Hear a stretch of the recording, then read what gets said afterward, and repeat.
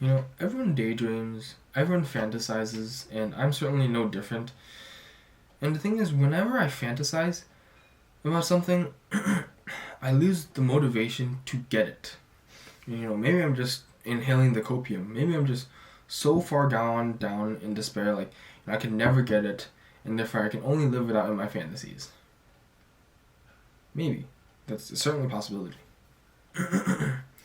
But I like to prospect the idea that fantasizing about something is basically living it out already. So if I fantasize that I'm rich, I'm living it out in my mind. I'm thinking about, oh, I'm doing this. I'm on my yacht. I have a cocktail in hand. Women on deck. It's like, oh, it's fantastic. The thing is, I feel like it doesn't motivate me to pursue that. I'm already living it out in my mind. I'm already getting, all the pleasure from it in my mind.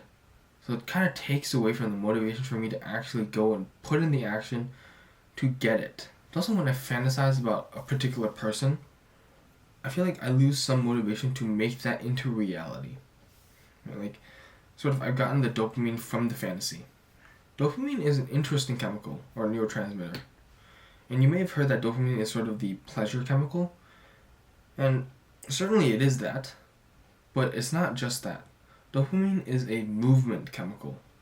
It physically makes you move, or is required for movement, but it also motivates you to do certain things. Like, you do certain things to get a dopamine hit. Like, you eat food because there's dopamine attached to it. You want to have sex because there's dopamine attached to it. You want to do drugs because there's dopamine attached to it. There's pleasure attached to these things. And that pleasure is from dopamine. And so you are motivated to do them because of dopamine. So besides from taking away from your motivation, fantasies are unrealistic. I mean, I'm sure you've heard this, but fantasies are perfect, unlike the real world. I mean, it's in the name. It's a fantasy. And a good example is, like, think of a vacation.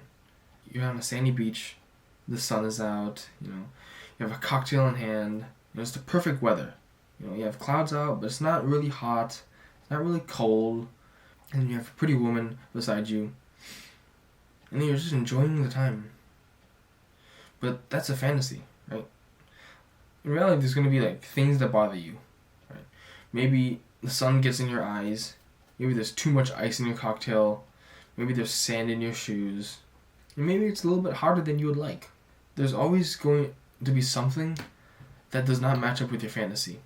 And this difference between the two, this difference from the fantasy and the reality, this difference makes up irritation. It makes up anger. You get annoyed because of this. Because when you fantasize about it, you're having expectations of it. Right? You're expecting this to be fantasy level. But then in reality, it's lower. It's like, what the hell, bro? I wanted this. But you got this instead. I mean, who wouldn't be angry by that? Who wouldn't be annoyed at that? It's like, I bought this one thing to do this one certain task, but then when I got it, that product only does 60% of the task. Like, what the hell? Why would I not be angry? And so that's the issue with fantasies, right? It forms an expectation, primarily a good expectation. Like, there's only really good in fantasies. There's not really bad. You don't really fantasize about bad things happening to you. At least not willingly. And you may ask, is there really a solution to, like, not fantasize? Perhaps not. Like, fantasizing just kind of comes naturally, You can't really do much about it. But you can still use it. You can use it to motivate yourself to do things.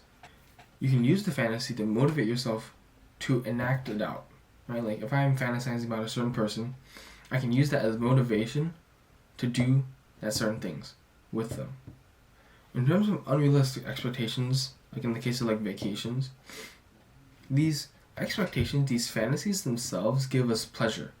So the thing is, to maximize your pleasure, what you can do instead is, you can decide on going to a certain place, you can fantasize it, but you want to do it a long time before it actually happens. So, like, maybe like a year.